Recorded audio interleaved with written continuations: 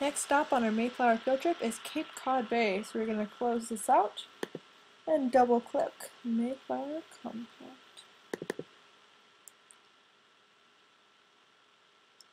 And we're zooming right in. The Mayflower arrived in New England on November 11, 1620, after a voyage of 66 days. Although the Pilgrims had originally intended to settle near Hudson River in New York, dangerous showers and poor winds forced the ship to seek shelter at Cape Cod. Because it was so late in the year and traveling around Cape Cod was proving difficult, the passengers decided not to sail further and remain in New England. It was here, in Cape Cod Bay, that most of the adult men on the ship signed the document that we know as the Mayflower Compact. It laid the foundation for the community's government. So we're going to go ahead and look at our pushpin. So when the Mayflower reached Cape Cod in Provincetown Harbor, some passengers questioned the authority of the governments because the area that they landed in was not the same as the patent that they had received from the king. And so what they did was they drew up this compact called the Mayflower Compact, and they signed it. And it was a temporary form of government that the people on the ship abided by while they waited for a new patent that they would receive later when the ship went back. So in this picture that we see that was painted by Morin, we see that many of the men signed it. And they signed it before they went exploring the area to find suitable shelter and a place to settle. After several weeks, the exploring party arrived at what appeared to be an abandoned Wampanoag community. The plentiful water supply, good harbor, cleared fields, and location on a hill made the area a favorable place for settlement. So we're going to go ahead and exit out of this picture and look a little bit about the borders and area in this thing. So if we zoom out, we can see that it's a little bit harsh of a condition to sail around. You can see this curve and it goes up, and as you go up, the bay is rather round, and it would be very hard, like they figured out, to sail around in the type of weather and the currents and all of the different aspects that they had to travel around. So we're going to have one last look of what it actually looks like down there. So we're going to click on this little icon, and we can see in webcams travel, it's a little bit dark because it's a little bit late at night at this time, but this is a live feed of what the area would look like, some of the territory that they might have seen, albeit it's a little more modern, but the shoreline that they would have seen as they tried to travel around the curb. So we're going to go ahead and exit out of that. And so while I exit out of that, I want you to think, what did the Pilgrims create to maintain order before leaving the ship? That's right, the Mayflower Compact. Two more images for you that might show you the harbor better than the webcam at this time of night would be this picture. As you can see the land around here, and these are probably structures that they built during that time. And here's another one, just kind of a fun picture of a whale breaching. So they would have saw all kind of life, wildlife and marine life as they traveled. So our final destination, finally we're going to go head over to Plymouth, Massachusetts, which is different than Plymouth, England. So we're going to go over to the side, scroll down, and this is a fun place because it's actually a real life museum. And this museum shows you a replica of the original Mayflower, but this is the Mayflower 2. Before we go into the cool aspects of looking at the ship, here's a little bit of history. The Mayflower arrived in Plymouth Harbor on December 16, 1620, and the colonists began to build their town. While houses were being built, the group continued to live on the ship. Many of the colonists fell ill. They were probably suffering from scurvy and pneumonia caused by lack of shelter in the cold, wet weather. Although the Pilgrims were not starving, their sea diet was very high in salt, which weakened their bodies on the long journey during that first winter. As many as 2 or 3 people died each day during the first 2 months on land. Only 52 people survived the first year in Plymouth. When Mayflower left Plymouth on April 5, 1621, she sailed back to England by only half of the crew. Now let's see what's hidden in the pen. So we're going to zoom in closer. You can see the cool 3D rendition of the ship. Zooming in, zooming out. And we're going to look at the different pictures of the Mayflower. So you have this picture showing the front view. You can see the little people right there.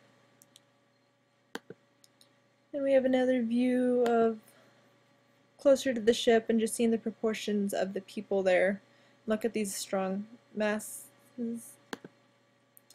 We also have this picture that's of the on board the ship.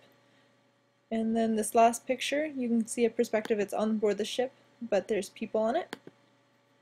And so you can kind of see it's very skin. Can you imagine having over 100 people, 100 passengers, plus the 30 crew, and you're on that ship for 66 days going across this bumpy ocean, and then you live there for 2 to 3 months as the men build the houses on shore. So that's probably pretty crowded. So let's look what's in this pen. Opening up the pen. So we've looked a little bit at the 3D structure, so make sure, to see that structure, you need to make sure the 3D building is checked. But there's also this diagram of the ship.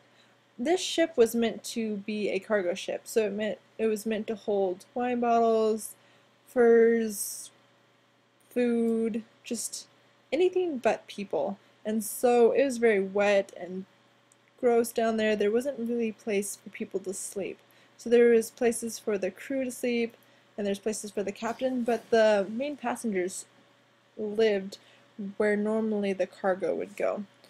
So here's the diagram of the ship, and you can kind of see the large hold and the main deck where most of the pilgrims, so this is where they slept. In addition, you also have the cabins, the captain's cabin, which is up here.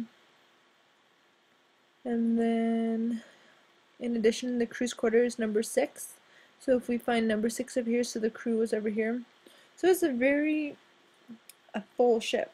So we're going to go ahead and read the sections in the journey and the ship and its people by clicking on this link. We're going to let it pull up.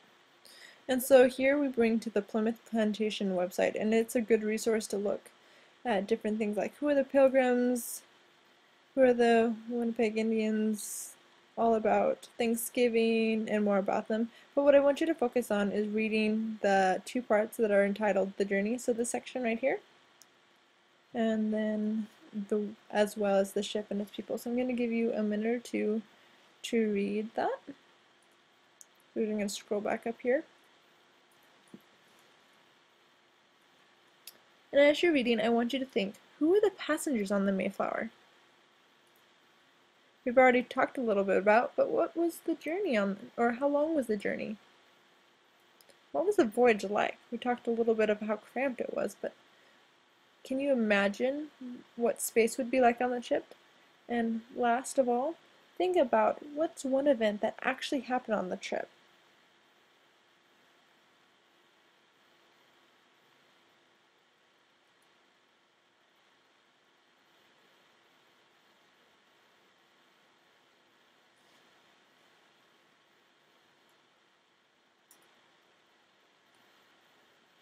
Give you another second to read. So some of the answers to the question, you might have seen John Howland's amazing story of where he fell off the ship, but he was able to catch on rope and climb back on. You might have noticed that only one person died on the way to this New England area, and one baby was born. So those are all very interesting facts. You also might have seen that they arrived in Cape Cod in early November, and you might have seen that it took 66 days, 100 plus people, and animals. Can you imagine sharing space with animals in addition to over 100 people on this short ship? Let's go back to that image again where we see how crowded it is. Can you imagine having over 100 people, animals, crew, and living on the ship for over 66 days traveling across that ocean? And then from November to generally March as they wait for enough of the houses to be built to be lived on land. Well, that concludes our virtual field trip, but I encourage you to go through that website I showed you. There's some cool artifacts and different interactive games. I have one of them linked on. If we go back to the Mayflower Crossing and pull up that, there's an interactive game, Journey of the Mayflower, and you can see Mayflower 2, which is not the original Mayflower, but it's the modern day, and you can see some ship logs of how their trip was, and you can compare and contrast it to how hard the journey might have been back when the Mayflower, the original Mayflower, sold. And so feel free to play this game and explore more of the territory. Look at the different areas. If you zoom out, you can see using the borders the different boundaries that are visible. We can double check to make sure they're on places and borders. And so I encourage you to look at the different areas like Plymouth here, Cape Cod Bay, Mayflower contract was signed here, and how they had to go around. So thanks for coming on this trip and enjoy. Have a good day.